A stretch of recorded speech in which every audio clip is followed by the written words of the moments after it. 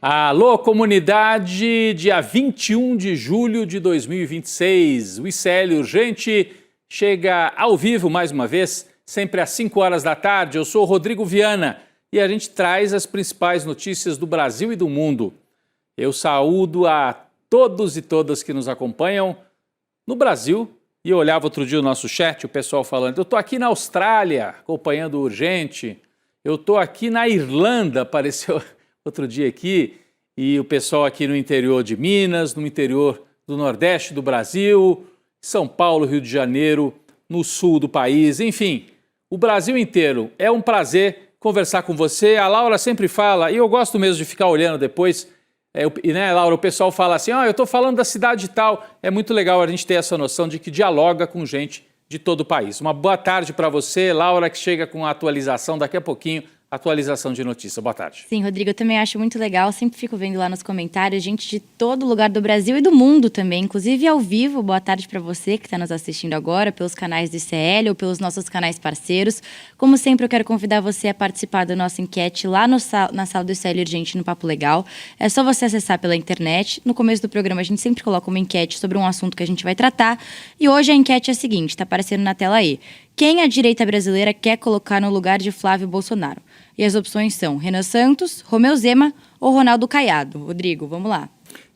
Nós trouxemos essa enquete, Laura, porque vamos mostrar daqui a pouco que existe um movimento coordenado, vários fatos que permitem a gente fazer essa leitura de que a direita tradicional, a Faria Lima, lideranças partidárias estão tentando isolar o Flávio Bolsonaro e dizer não vai dar para você, pula fora. Só que ele é o detentor desta herança bolsonarista com mais de 30% dos votos. Essa operação está em curso, eu acho que vai ser difícil eles conseguirem tirar o Flávio da corrida presidencial, mas estão tentando. Isso está acontecendo esta semana. Vamos já tratar disso. Pessoal, a novela do Banco Master já tem data para o começo do fim, ou seja, para se aproximar dos capítulos finais, vamos dizer assim. A Polícia Federal informou que pretende concluir em meados de agosto, mês que vem, o inquérito sobre as fraudes bancárias realizadas para tentar salvar o banco do Daniel Vorcaro e vendê-lo para o BRB, o Banco de Brasília, um banco estatal. O dono do Master, Daniel Vorcaro, vai ser mesmo indiciado. Não tem como ele não ser indiciado, está preso, né?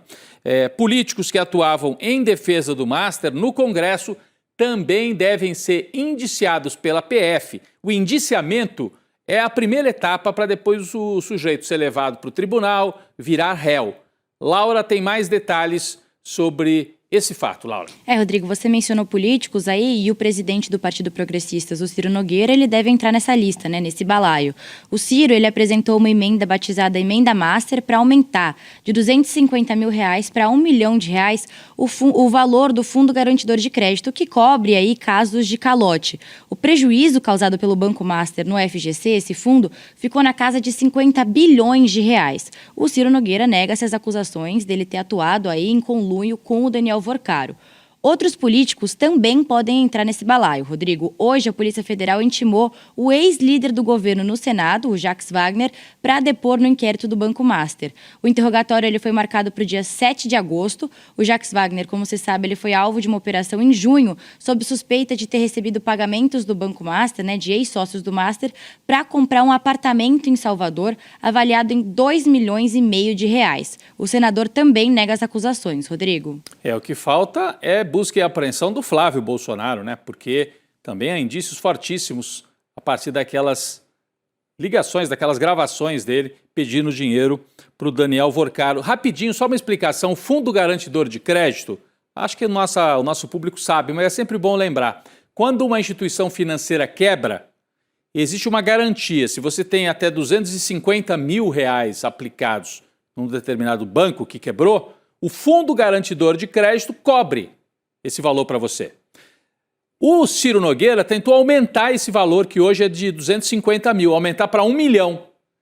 Para que isso? Para incentivar as pessoas a colocarem dinheiro no Master e com a desculpa assim, não fica preocupado, se quebrar, o Fundo Garantidor entrega o dinheiro de volta para você. E quem que banca o Fundo Garantidor?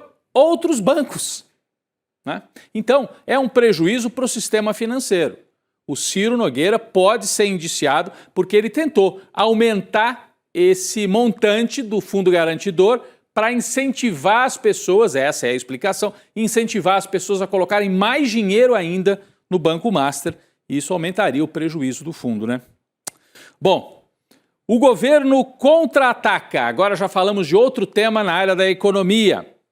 O governo contra-ataca ou pelo menos se prepara para contra-atacar, né? O Palácio do Planalto marcou uma série de reuniões com representantes dos setores que vão ser afetados pelo tarifaço de 25% aprovado pelo Donald Trump, anunciado lá por Washington. Para quem não lembra, o governo dos Estados Unidos concluiu que o Brasil adota, entre aspas, práticas desleais de comércio. Eles consideram o PIX uma prática desleal. Para quem? Para as operadoras de cartão dos Estados Unidos, mas o PIX é ótimo para os brasileiros que podem usar um mecanismo de graça, organizado pelo Banco Central Brasileiro e que funciona muito bem, sem taxa, né? Os Estados Unidos decidiram pelo caminho da punição tarifária ao Brasil. O objetivo do governo Lula, fazendo essas reuniões com os setores que vão ser prejudicados, é identificar as principais demandas de cada segmento e definir medidas de apoio. Mesmo assim, o tempo está correndo, porque a taxação entra em vigor já amanhã e a Laura tem detalhes e atualizações sobre esse fato. Rodrigo, essa é a oportunidade que o governo Lula tem de trazer o empresariado para perto às vésperas das eleições. O empresariado é um setor que, como a gente sabe, é historicamente dominado pela direita, né, Rodrigo? Então a rodada de reuniões faz parte da nova fase do Plano Brasil Soberano. O projeto foi criado no ano passado em resposta ao tarifaço 1.0, em agosto do ano passado, e agora vai ser ampliado para atender aí os setores afetados pelo tarifaço 2.0, que começa amanhã. Entre as medidas avaliadas estão linhas de crédito, promoção comercial e também apoio à abertura de mercados alternativos. Agora, os encontros vão servir para calibrar o tamanho do pacote de auxílio aos exportadores e também para o governo mostrar ações já tomadas e reforçar a disposição que o governo tem de ajudar o empresariado dentro do possível, claro. Por fim, o governo do segundo o ministro do Desenvolvimento, o Márcio Elias Rosa, os segmentos mais atingidos pela nova taxação são os de madeira, máquinas e equipamentos elétricos, móveis, produtos cerâmicos e também calçados e açúcar, Rodrigo. Então, são esses setores que, no entendimento do governo, precisam conversar, né, trazer ideias para que o governo possa dar linhas de crédito que permitam que esses setores não desempreguem. Isso é o principal. Esse é o primeiro ponto. Né? Linha de financiamento para, por exemplo, setor de máquinas, né? Setor de madeira, calçados. O Brasil é muito forte na produção de calçados ainda, açúcar. Então, dá linha de crédito para que esses setores não sofram diante do tarifaço e abrir novos mercados. Os Estados Unidos estão criando dificuldade? Vão vender mais para a China, para o Vietnã, para a Austrália, para países da África, África do Sul, que é dos BRICS também. Enfim, o presidente Lula, nos primeiros governos, foi um especialista em abrir novos mercados. O Brasil já tem relações com muitos países e é isso que pode ajudar esses setores na hora do tarifaço. Pessoal, apesar dos impactos esperados sobre esses segmentos que vão sofrer mais, o ministro da Fazenda, Dario Durigan, avaliou que a decisão do governo Trump não deve comprometer a atividade econômica como um todo. É algo que vai afetar segmentos, vai ter um peso e tal, mas não vai ser assim um escândalo que vai atrapalhar toda a economia. O governo Lula calcula que 18% das exportações para os Estados Unidos serão de fato afetadas com o tarifaço 2.0, sendo que os Estados Unidos representam mais ou menos 10%. Então, dos 10% do total que o Brasil vende para o mundo, 10% vão para os Estados Unidos. O pedaço que vai ser afetado é 18%, então não é tanto assim. É claro que para os setores específicos gera problemas, às vezes cidades inteiras que podem ser afetadas, Fábrica de sapato, fábrica de madeira, de móveis de madeira, isso pode pegar e atrapalhar geralmente regiões inteiras aí no interior do Brasil. A estratégia do governo é tentar unir o país contra o tarifaço, unificar o discurso. Também dar um puxão de orelha no Marco Rubio, que virou o porta-voz desse setor de direita que quer intervir aqui na América Latina. O Lula vai dar o puxão de orelha quando tiver essa oportunidade. O próprio Lula já fez isso, de certa maneira, agora, né? Ele desafiou o secretário de Estado, o Marco Rubio, a vir ao Brasil apoiar o Flávio Bolsonaro. Você quer apoiar o Flávio Bolsonaro? Venha ao Brasil, disse o Lula. A declaração foi durante um evento, a convenção do PDT, Convenção Nacional do PDT, que é o primeiro partido a confirmar a aliança oficial com Lula durante a convenção que ocorreu em Brasília. Vamos ver o que disse o presidente Lula lá no encontro do PDT. Vamos lá. Aliás, eu estou convidando quem quiser vir do mundo para ver as eleições aqui no Brasil. Quem quiser pode vir acompanhar. Se o secretário de Estado americano, Marco Rubio, quiser vir apoiar o meu adversário, que venha, que monte o comitê, porque a gente vai derrotar todos em nome da defesa da democracia nesse país. Vem montar um comitê aqui no Brasil, Marco Rubio, disse o Lula. Você vê ali do lado do presidente do PDT. Essa fala do Lula já é uma palhinha do tom de campanha, né? Já está no tom de campanha. Mais além de calibrar o tom, e na campanha essa questão da soberania, da defesa nacional vai ser central, isso já está muito claro. O Trump e o Marco Rubio entregaram para o Lula esse discurso. Mas além de definir bem o tom, calibrar as falas, o Lula está definindo um outro tema, uma outra estratégia. Isso diz respeito aos debates. Está aí na manchete do nosso portal ICL Notícias. Lula avalia faltar a debates na TV durante a campanha e o tema já divide a cúpula do PT. A Laura traz detalhes sobre essa estratégia. Está sendo estudada ainda, né, Laura? Mas é algo que divide mesmo opiniões. Eu vejo muita gente dizendo que deveria ir a todos os debates e tal. Mas o que eles estão debatendo dentro da campanha do Lula? Sim, Rodrigo, como mostra aí a nossa manchete do ICL Notícias, provavelmente a gente vai ter um Lula menos presente na televisão em comparação com o que foi as eleições de 2022. O presidente avalia faltar a todos os debates com os demais candidatos no primeiro turno, Rodrigo.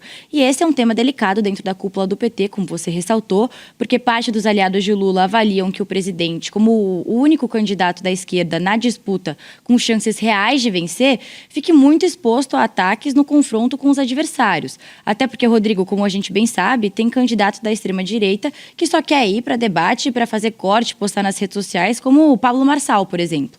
Além disso, o Lula vai ter que lutar sozinho, né? Porque o Flávio Bolsonaro, o Caiado, o Romeu Zema e o Renan Santos são todos do campo da direita antipetista, né? Da extrema-direita. E se eles tiverem a oportunidade, eles vão concorrer ali entre si para ver quem fala mais mal do Lula, né? Bater todo mundo no Lula. Um contra todos, como diz a nossa tarja, né? E do outro lado, uma ala do PT defende que o Lula participe dos encontros para não perder a oportunidade de entrar em embates lá contra o Flávio Bolsonaro, que é o principal adversário dele. Mas isso o Lula já vai ter bastante tempo para fazer no segundo turno, né, Rodrigo? Eu acho, primeiro, que não é um assunto para ficar trazendo agora, entendeu? Acho que a campanha, se decidir, não precisa ficar avisando os adversários, né? O segundo ponto, de fato, o quadro é muito diferente daquele que a gente assistiu em 22. Você lembra? Tinha candidaturas, por exemplo, a Soraya Tronic, que hoje, inclusive, virou próxima do Lula, mas na época ela era uma candidata de centro-direita, mas não era contra o Lula. Ela fazia perguntas para os dois, para o Jair Bolsonaro e para o próprio Lula em 22. A Simone Tebet era candidata, o próprio Ciro Gomes, né? Então você tinha ali uma divisão. Agora não, agora concentrou tudo. O Lula, do centro para a esquerda, o Lula. E na direita, 4, 5 candidatos. Se todos forem para os debates, o Lula ficaria ali isolado nesse primeiro turno, por isso que a assessoria está estudando essa possibilidade, né, dele não ir aos debates para evitar essa pancadaria e debates que às vezes não trazem muito benefício. Eu acho que se eu fosse da campanha, eu diria para o Lula, não precisa ir em todos. Vai no primeiro e vai no final. E depois abre mão de ir nos outros que viram aquela pancadaria que começa até a cansar.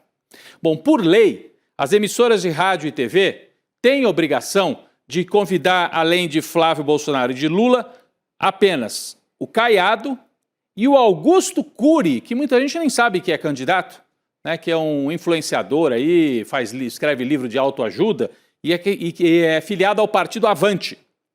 A legislação determina que é obrigatório o convite para os candidatos cujos partidos tenham mais de 5 representantes no Congresso. O STF decidiu ano passado que o cálculo será feito com base no resultado da eleição de 22. Então o Zema, por exemplo, não é obrigatório chamar o Zema para debate. O Renan do Missão também não é obrigatório, tem só um deputado, se não me engano, Missão. Então não precisa chamar. Mas se ele tiver com 5% nas pesquisas, as emissoras costumam chamar. E aí vira essa confusão de 5 candidatos de direita e só o Lula pela centro-esquerda. Vai ser realmente complicado. Pessoal, vamos para a manchete principal do nosso ICL Urgente de hoje. Com um amigo desses, quem é que precisa de inimigos? Primeiro parece quase engraçado, mas depois você vai ver que o assunto que eu vou tratar aqui tem a ver com uma articulação nos bastidores da campanha. O presidente nacional do PL, Valdemar Costa Neto, não para de dar munição para os adversários do Flávio Bolsonaro. Mais uma vez, o canhão acabou apontado para o filho 01 de Jair. Em entrevista à emissora CNN, Valdemar disse o seguinte, vamos colocar aqui na tela a frase. Abre aspas, presta atenção. Ele falou isso, gente. O Flávio não estava preparado para ser candidato. Está escutando isso? É o presidente do partido. O Flávio não estava preparado para ser candidato. Ele foi escolhido pelo Bolsonaro, ele não tinha feito estrutura, não tinha feito um trabalho antes para ser candidato à presidência da República. Muito amigo, né? Parece que é infiltrado. É quase engraçado, porque o Valdemar solta essas nas entrevistas, já virou meio folclore na política. Mas vocês acham que foi por acaso, escapou assim sem querer? Olha, é uma fala estranha dizer que o candidato do partido dele não está preparado para concorrer. Mas pode ter muitos motivos aqui. A fala do Valdemar, a gente faz aqui uma leitura no ICL Urgente, né? A gente parte dos fatos, mas faz uma leitura para você. Tem uma operação em curso por parte da direita brasileira para expurgar a família Bolsonaro da eleição. Qual que é o entendimento deles? Flávio Bolsonaro já mostrou a sua fragilidade, tem escândalos com os quais ele não consegue lidar, não consegue organizar a campanha, não consegue montar palanques nos estados. Diante disso, a direita iniciou uma operação para tentar tirar o Flávio da eleição. Quais são os sinais? Essa fala do Valdemar é um sinal, mas tem mais. Hoje saiu uma pesquisa da Real Time Big Data. Estranhíssima, estranhíssima. Ninguém mais mostrou isso. Segundo turno, o Lula ganha de 45 a 42 do Flávio Bolsonaro, equilibrado. Mas no segundo turno, quem é que ganha do Lula? O Flávio não ganha, mas o Ronaldo Caiado ganharia, segundo essa pesquisa, que é um instituto assim sem tanta tradição. Caiado 44, Lula 43. Quem entende de pesquisa acha que isso aqui está com cara de algo estranho. Eu não vou acusar, eu não tenho os dados, não posso acusar o instituto de pesquisa. É uma pesquisa oficial, registrada no TSE, com 2.000 entrevistas, margem de erro de 2 pontos percentuais. Os dados da pesquisa estão aqui embaixo, tudo. Não posso dizer que a pesquisa é manipulada, não posso. Está aqui, segue uma norma. Mas que tem uma cara estranha aqui, tem. Colocar o Caiado como uma possibilidade de um candidato mais forte do que o Flávio, sai a pesquisa. Caiado ganha do Lula. No mesmo dia, o presidente do PL diz, o Flávio não está preparado. E ontem, se você se lembrar, teve aquele editorial do Estadão que nós trouxemos aqui no ICL Urgente. Podemos sair da pesquisa e ir direto ali para o editorial do Estadão. Acho que está um pouquinho mais para frente aqui no nosso roteiro, né? Primeiro tem, no primeiro turno, eu mostrei os números de segundo turno. No primeiro turno, o Lula ganharia, mas o estranho também é que o Renan Santos aparece com quase 10%. É outro número inconsistente da pesquisa. Por isso que eu acho, parece uma operação para dizer, Flávio, tem outros candidatos melhores do que você. Tem outros candidatos melhores do que você. E será que é o Caiado o nome? Caiado, a gente tem imagem aqui do Caiado. Vocês lembram, né? O Caiado é o ex-governador de Goiás. Será que é ele que a direita está escolhendo para ser? Pode ser que seja o Caiado, né? E eu estava falando do editorial do Estadão, pode colocar o editorial do Estadão então, por favor, gente. O editorial de ontem do Estadão. Uma chance de ouro para a direita. Qual é a chance de ouro? Tirar o Flávio Bolsonaro e inventar um outro nome para concorrer. Estamos em pleno andamento de uma operação para expurgar o Flávio Bolsonaro. Vai dar certo? Parece que não. O Flávio não solta esse osso de jeito nenhum. E a família Bolsonaro não quer soltar. Mas que tem uma operação incluindo liderança partidária, mídia, empresários, partidos, Gilberto Kassab, Ronaldo Caiado. Todo mundo junto. A gente tem imagens do Caiado, se quiser colocar aí, porque eu acho que o Caiado hoje seria o nome escolhido pela elite brasileira para ser o candidato. Olha o Caiado aí. Não é à toa que o Gilberto Kassab é o vice do Caiado. Né? É para dizer assim, o Caiado é lá de Goiás, mas eu sou o Kassab de São Paulo, tenho relações com a elite paulista, se vocês quiserem, tá o Caiado aí na pista, a gente tira o Flávio e vai o Caiado com o Kassab de vice. É isso que está em campo, está sendo colocado nesse momento. Repito, eu acho que não vai dar certo a operação, mas eles estão tentando. O Valdemar, então, acabou de gerar um incômodo com o Flávio, dizendo que ele não está preparado. Mas o Valdemar não irrita só o Flávio Bolsonaro, não, ele irrita muita gente. O presidente do Partido Liberal causou um mal-estar generalizado nas legendas do Centrão. Como a gente já comentou aqui, o Valdemar disse que ele não é o único presidente de partido que indica emendas parlamentares para serem enviadas para municípios aí do interior. A novidade agora que está aqui na manchete do Globo é que os presidentes das outras legendas, porque o Valdemar falou, todo mundo faz, não sou só eu não, todos os partidos do Centrão fazem. Os presidentes de partido estão pé da vida com o Valdemar. Está aí na manchete a irritação de presidentes com o Valdemar sobre as emendas parlamentares. Então, está uma confusão na direita, gente. O Valdemar irritando os outros partidos não querem apoiar o Flávio. O Valdemar disse que o Flávio não deve ser candidato, não está preparado, pelo menos, para ser. Confusão generalizada.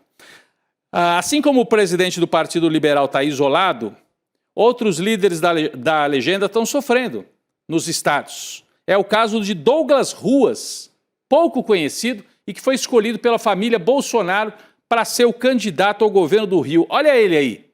Você que não é do Rio, conhece Douglas Ruas? Acho que nem no Rio o pessoal conhece o Douglas Ruas. Laura, conta mais pra gente quem é esse personagem que mostra, né, ajuda a mostrar a confusão que está ali do lado bolsonarista, né? Esse isolamento, né, do Partido Liberal, Rodrigo, porque como a gente já noticiou aqui no ICL Urgente, a Federação União Brasil Progressistas não oficializou nenhum apoio nacional ao Partido Liberal nas eleições. Mas ainda havia a esperança de um apoio do PP no Rio de Janeiro, já que a legenda ocupava a vaga de vice do Douglas Ruas, que é o candidato do PL ao governo do Rio de Janeiro. Mas o Rogério Lisboa, que era o então vice do PP, pulou fora. E com ele acabaram as esperanças do apoio da federação, né, PP União Brasil. Acontece que o Republicanos também não quis saber de papo e lançou o próprio candidato, o ex-governador Antony Garotinho, que inclusive já foi preso, né, Rodrigo? Ele já foi governador do Rio de Janeiro e já foi preso. Sobrou então para o Flávio Bolsonaro tentar reverter esse cenário no Rio. Ele procurou pessoalmente os presidentes dos dois partidos, o Ciro Nogueira e o Antônio Rueda, para tentar resolver essa situação, pelo menos no Rio de Janeiro. Mas, Laura, é isolamento no Rio, o PL não consegue apoio nem no Rio, que é a terra de origem da família Bolsonaro, vai ter que sair com o candidato sozinho. E o Flávio Bolsonaro não consegue trazer o Antônio Rueda para perto dele. Olha só, o Rueda, pessoal, o Rueda não compareceu à convenção paulista dos dois partidos, né, onde se encontraria com o 01, evitou ir à convenção justamente para não se encontrar com o Flávio Bolsonaro. A ausência foi lida como sinal de que a federação, essa federação, quando a gente fala, é a união do PP com União Brasil. E é o grande partido de direita aí que vai ficar fora da aliança com o Flávio. São muitos sinais, gente. Fora da aliança nacional e fora da aliança estadual no Rio de Janeiro. Quer mais? Olha só. Ela lançou o famoso "eu avisei". Nas redes sociais, Michele Bolsonaro fez questão de responder o pré-candidato ao governo do Ceará, Ciro Gomes. Ela disse que a direita cearense está vendida. Olha só o que disse a Michele Bolsonaro. A gente vai colocar aqui na tela a expressão usada pela Michele para se referir ao Ciro Gomes. Olha só. Choca? Não. Só não viu quem não quis por causa do velho toma lá da cá. E aí tá mandando um recado para o Flávio Bolsonaro. Eu alertei que este senhor, Ciro Gomes, cujo partido contribuiu para deixar o meu marido inelegível, não daria apoio para o bolsonarismo. Ainda assim, queria os votos dos bolsonaristas. Infelizmente, a direita do Ceará está vendida, ela disse. É uma expressão dúbia. Você pode dizer, está vendida em dinheiro ou está vendida porque entrou numa roubada, entrou assim num caminho sem saída, né? Vale lembrar que o Ciro é o epicentro daquela briga entre a Michelle e o Flávio, porque a Michelle queria apoiar uma outra candidatura e o Flávio não. Fiz um acordo com o Ciro, agora ele está com a gente. Mas não é assim, né, Laura? Explica pra gente esse capítulo da briga. O Ciro não deu nem bola pro bolsonarismo, é isso? De novo, tudo começou com o Ciro Gomes, que é um homem conhecido por falas, no mínimo, questionáveis, né? No último sábado, inclusive, o Ciro Gomes disse que considera votar no Ronaldo Caiado ou no Renan Santos nas eleições de outubro. E isso mesmo com o diretor estadual do Partido Liberal, do Flávio Bolsonaro, apoiando a candidatura do Ciro Gomes ao governo do Ceará. Mesmo assim, o Ciro não se deu ao luxo nem de citar o senador entre as opções de voto, né? A cara de pau, ele não tá nem aí. E quem não gostou disso foi a ex-primeira-dama Michelle Bolsonaro, que mandou aquele "eu avisei", como você mencionou aí, Rodrigo. Ela deu uma assim, quase de mãe, né? Eu avisei, eu falei que não era para fazer isso. E o Ciro, mais uma vez, está entregando nada. Está entregando assim, vocês querem me apoiar? Mas eu não vou apoiar vocês. Agora já foi. Para terminar o circuito, todo mundo odeia o Flávio. A líder do PP no Senado, Tereza Cristina, que é aquela política ligada ao agronegócio, decidiu não aceitar a vaga, deixa eu virar para cá para a gente mostrar, não aceitar a vaga de vice na chapa do 01. A informação foi revelada por Valdemar Costa Neto. Gente, é muita coisa ao mesmo tempo para ser coincidência. É a Tereza Cristina falando, com o Flávio eu não vou de vice, obrigado, vou seguir o meu rumo. É a Michelle falando, eu avisei, o Flávio fez besteira no Ceará. É o Valdemar dizendo, ele não está preparado. Os partidos de direita dizendo, não vamos para a Aliança Nacional com o Flávio. É o Kassab entrando na chapa do Caiado. E é essa pesquisa que mostra, deixa o Caiado, porque o Caiado pode ganhar do Lula. É muita coisa junta. O Flávio Bolsonaro chega à convenção partidária prevista para esse sábado sem a vice. Essa aqui desistiu, a Tereza Cristina que está aí na tela. O Valdemar também afirmou que quem vai decidir é o Jair de dentro da cadeia. Que esculhambação.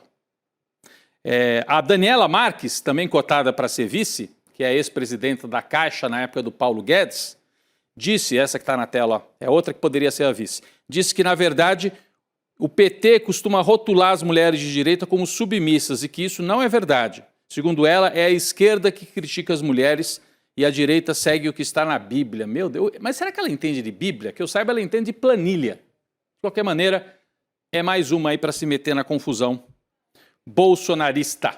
Falamos do Flávio, vamos falar do Eduardo, porque tem manchete, é de agora à tarde, importante. Atualização, gente. Foi demitido. Demitido.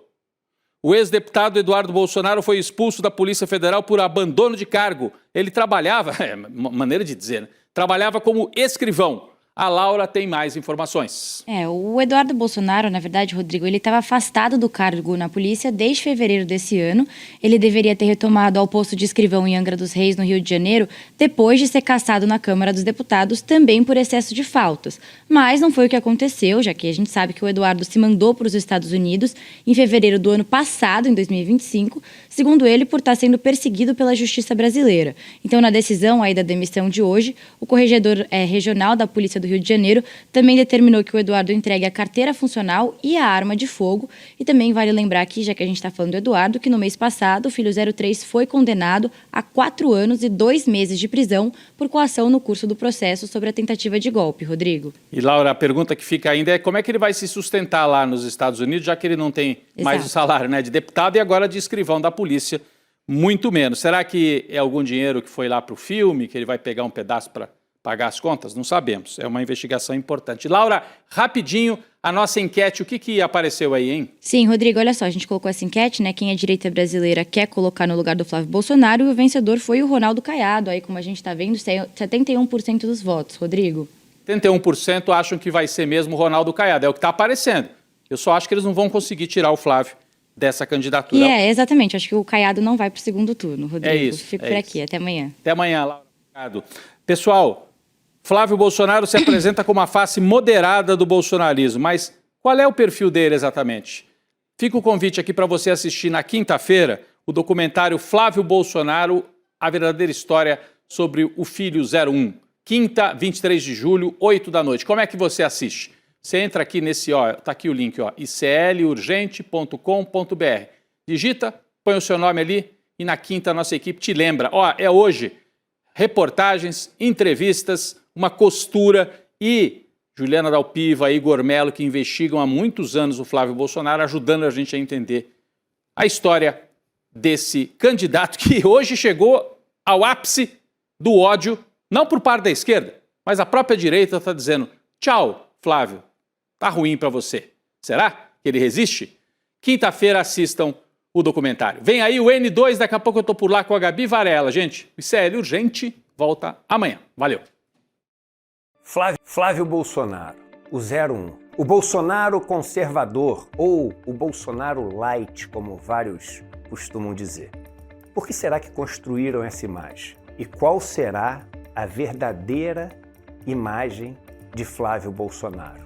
Aquela que é escondida, trancada num baú a 7 chaves, mas que agora, com uma investigação inédita do ICL, vai ser revelada.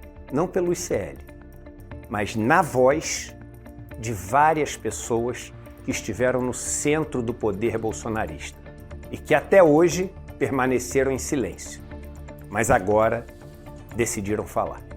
No dia 23 de julho, uma quinta-feira, às 8 horas da noite, e o Brasil, de uma vez por todas, vai conhecer a realidade sobre o filho de Bolsonaro, que começou enrolado em vários esquemas na Assembleia do Rio de Janeiro e com uma operação toda estruturada e bem montada, se transformou no herdeiro do clã. Dia 23 de julho, o jogo muda e você vai fazer parte disso. O ICL está em todo lugar, na palma da sua mão, na TV da sua casa e até nos seus ouvidos. Para ir além da manchete e mergulhar com apuração e contexto de verdade, acesse iclnoticias.com.br. Siga o ICL, compartilha e vem com a gente. Informação para quem pensa.